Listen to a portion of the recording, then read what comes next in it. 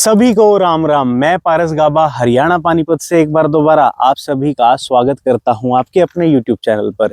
जैसा कि हमारी प्यारी ऑडियंस जानती है कि हम हमारे चैनल पर गाड़ियों का बिल्कुल ऑनेस्ट ओनरशिप रिव्यू डालते हैं ताकि हमारी प्यारी ऑडियंस बिना गाड़ी को खरीदे, बिना उस पर पैसा लगाए, उसको खरीदने से पहले ही उसके बारे में सब कुछ जान जाए, उसकी सारी अच्छाई सारी बुराई, ताकि जब उनके खरीदने का समय आए तो उन्हें किसी प्रकार की कंफ्यूजन या पछतावा ना हो कि हमने ये क्या ले लिया। उसी तरीके से आज ऑनेस्ट ओनरशिप रिव्यू करने वाले सामने खड़ी Hyundai अल्काज़ार का ओनर हमारे साथ मौजूद है, जिनको हम चैनल पे बुलाएंगे।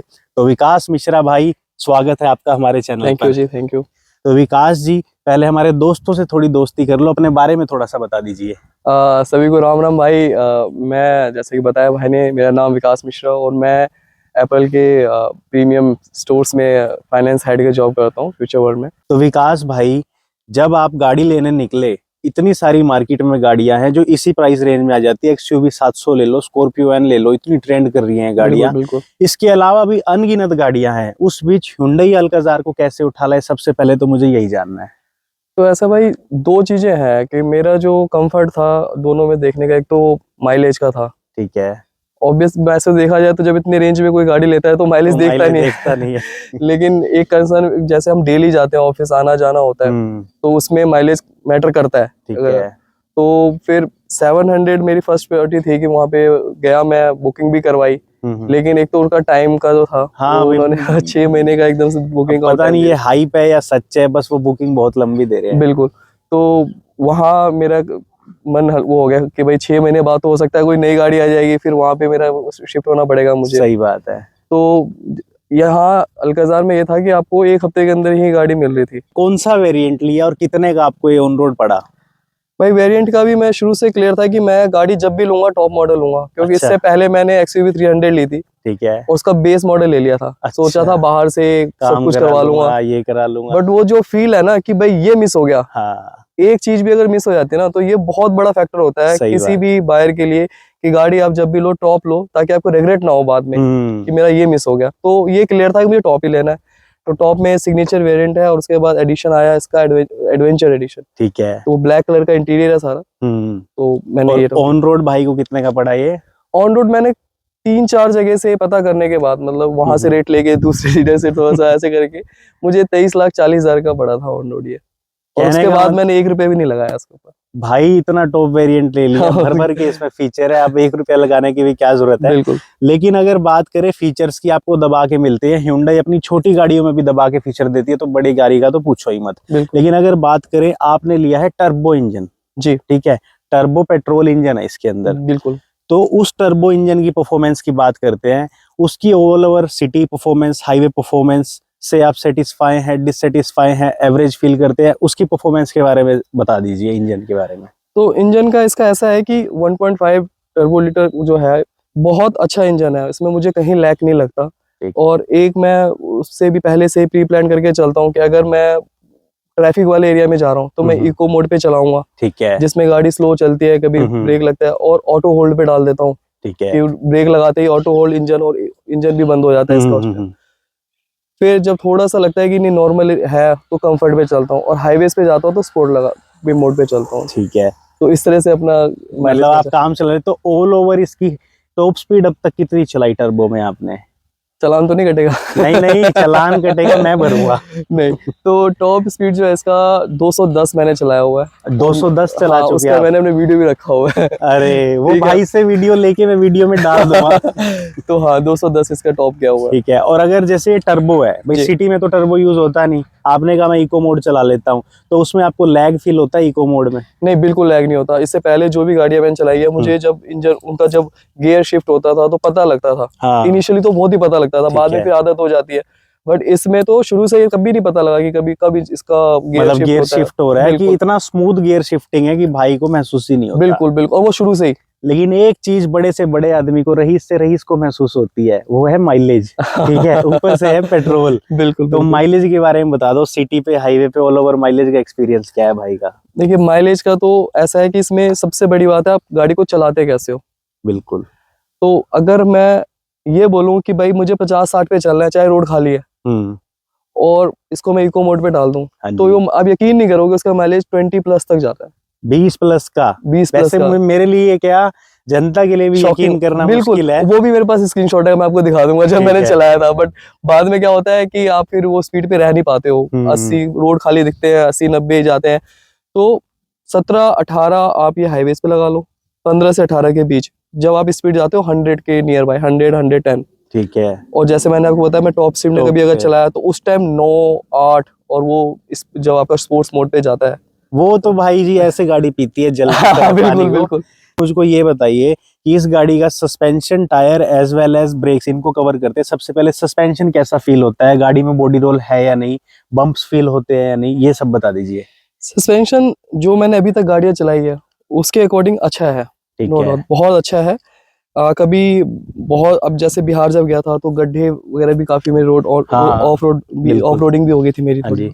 तो वहां भी अच्छा, कोई ऐसी दिक्कत आई नहीं मुझे सस्पेंशन ठीक है। में। और मतलब रियल हाईवे, लाइफ में अच्छा है। हाईवे बॉडी रोल देती है ये गाड़ी जैसे? नहीं, मैंने आपको हाँ जैसे मैं बता रहा था कि स्पीड मैंने जब 200 और 170 तक तो बिल्कुल भी नहीं पता लगता इसमें कि गाड़ी आपकी 170 चल रही है। एकदम रोड से चिपक के चलती है गाड़ी। ठीक है। ठीक है। उसके ऊपर जब 210 में देखो कोई भी गाड़ी कंट्रोल वैसे थोड़ा हाँ, सा ऑब्वियस सी रहता है, बात वो है। चलाना भी नहीं चाहिए सड़कें ही नहीं साथ देती, गाड़ी क्या देगी। नहीं, वो थोड़ा अच्छा था कि वो मुंबई एक्सप्रेसवे पे थे तो वहाँ ठीक सड़क है। बहुत अच्छा था, तो इसलिए कहने वाला सेटिस्फाई हो सस्पेंशन बिल्कुल से। जी बिल्कुल। और अगर भाई इतनी स्पीड भगा रहे हो, हाँ। मौके पे ब्रेक ना लगी तो जयराम जी की हो जाएगी। तो ब्रेकिंग साथ दे देती है। बिल्कुल, ब्रेकिंग भी अच्छी है। एक बार ऐसे ही मतलब कुत्ता आ गया था। आप मुंबई एक्सप्रेसवे पे कोई एक्सपेक्ट नहीं करता कि कोई कहीं से कुछ जानवर कोई आ जाए, तो एकदम से कोई कुत्ता आ गया था, तो उसमें ब्रेक लगाया हमने और बहुत अच्छा ब्रेक लगा। मतलब वो था वैसे 100 मीटर आगे था, लेकिन वो 150 की स्पीड में 100 मीटर भी बहुत वो हो जाता है, कम ही रहता है। तो गाड़ी रुक गई थी, ऐसे कोई दिक्कत नहीं आई थी। और अगर टायर्स की बात करें, इसमें भाई साहब 18 इंच के टायर। 18 इंच के, लेकिन प्रोफाइल बड़ी लो है, जो हाईवे टेरेन के लिए बहुत अच्छी होती है। जी जी। ठीक है। तो इनकी प्रोफाइल से और इस एलॉय व्हील के डिजाइन से इससे सेटिस्फाई हो? एलॉय व्हील और बेटर हो सकता था, मैं आपको सही बताऊं तो। जो मुझे बाद में फील हुआ कि जैसे और मैंने किसी कोई गाड़ियां देखी, हाँ जी, डिजाइन, और क्योंकि आज से अब टेक्नोलॉजी बढ़ के और अच्छे एलॉय व्हील आने लगे हाँ, हैं। डायमंड कट भी आ सकते हैं, लेकिन ये टर्बो है ना, इसलिए इन्होंने इसमें ब्लैक दे दिया। बिल्कुल। और वो रेड कैलिपर के टच हाँ के जी, साथ। एडवेंचर एडिशन उन्होंने ये सिर्फ पूरा ब्लैक और व्हाइट का ही कॉम्बिनेशन की वजह से पूरा ब्लैक किया है। बट अच्छा है, ऐसा नहीं है कि मैं डिसअपॉइंट हुई, वो उस वाली लिस्ट में नहीं है, डिसअपॉइंटमेंट वाली लिस्ट में नहीं है। भाई गाड़ी के अंदर आ चुके हैं, ये पेट्रोल टर्बो है, तो इसका टर्बो आई थिंक 1500 आरपीएम के बाद स्टार्ट होता होगा, लेकिन उससे पहले कैबिन में कोई नॉइस नहीं है, बिल्कुल रिफाइनमेंट मुझे फील हुई है जी। लेकिन जब टर्बो चलता है तब नॉइजी हो जाता है क्या? नहीं, नॉइस कभी भी नहीं है इस गाड़ी में। ठीक है। अगर आप स्पीड में जब ले जाओगे, मतलब कैबिन इंसुलेशन बहुत तगड़ी है। हाँ जी। ठीक है।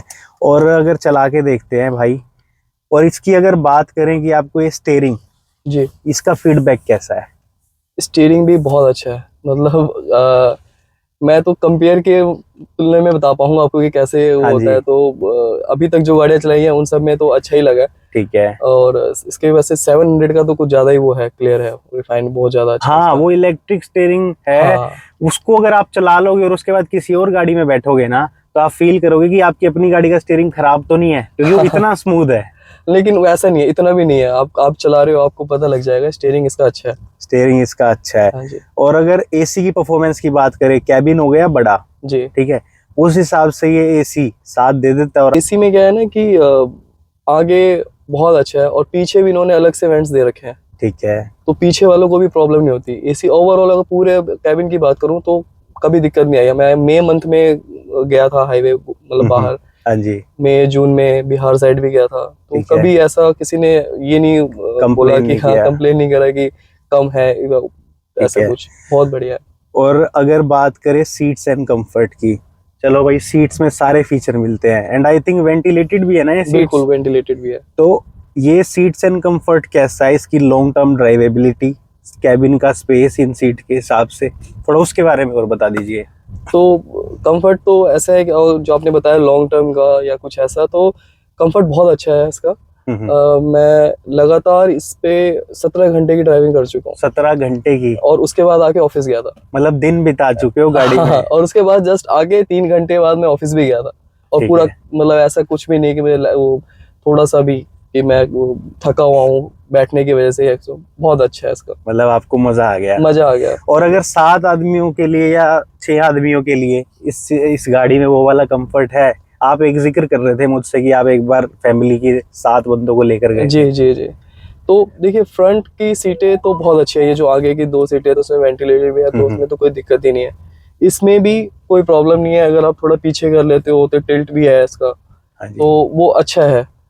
और पीछे का जैसे बताया कि बच्चों का है, तो अगर वो 12-13 साल तक के बच्चे हैं ठीक है। तो वो तो एंजॉय करते जाते हैं, उनको कोई प्रॉब्लम नहीं होती। हाँ जी। लेकिन अगर कोई बड़ा बैठ जाता है तो है, पैर बिल्कुल उनका जो है, अगर हाइट अगर 5.5 तक भी है तो चल जाएगा, लेकिन उससे ज्यादा अगर होते हैं तो उनका पैर अटकता भी है, क्योंकि पीछे वाले को कंफर्ट के लिए सीट उसको पीछे करना पड़ता है, तो वहां पे है। कहने का मतलब तो देखो कहीं ना कहीं डिस्कम्फर्ट है 3rd रो में, बिल्कुल वो लेकिन बूट स्पेस के मामले में बहुत बड़ी है वो आप देखिए ना कि रिक्वायरमेंट कैसी होती है लोगों की, उस हिसाब से। अगर आप कहे हो कि नहीं कि मेरे 7 बंदों की हमेशा के लिए रिक्वायरमेंट है, चाहिए ही बड़े लोग, तो फिर तो आपके लिए नहीं है गाड़ी। बिल्कुल बिल्कुल। लेकिन अगर आपके घर में 4-5 लोग हैं, आप लोग बाहर जाते हो घूमने ज्यादा, और कभी कभी लगता है कि 1-2 लोग बच्चे हैं साथ में इस तरह के, तो कहीं पे भी ऐसा मुझे कभी दिक्कत नहीं आई है। आपको इतनी बड़ी गाड़ी मिली जिसका आपने टॉप वेरिएंट खरीदा और भर भर के आपको फीचर मिले जी, लेकिन ना आदमी की ख्वाहिश कभी पूरी नहीं होती। ठीक है, तो कुछ ना कुछ रह जाता है। आपको क्या लगता है कि इतना पैसा भर के भाई ये तो रह ही गया?